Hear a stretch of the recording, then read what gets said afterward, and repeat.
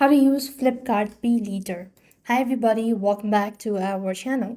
In this guide, I'm going to show you the procedure to use Flipkart Pay Later. So launch open a Flipkart app onto your device, log in, after which you just want to make sure to go ahead and select the account section there. You just have to go ahead and start the activation for Pay Later.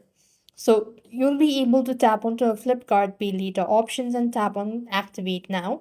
Then you have to enter or provide a PAN card number followed by your Aadhaar card number, verify your KYC and enter in all your OTPs and verify your bank details or UPI ID as prompted or to set your credit line as well. And that is how you will be able to use a Flipkart Pay Later.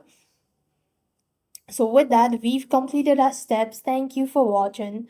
See you in the next video. And if you're having any sort of issue, you might want to make sure to go ahead and look or check for the credentials of your bank details. That can also be an issue. Thanks for watching. See you in the next video.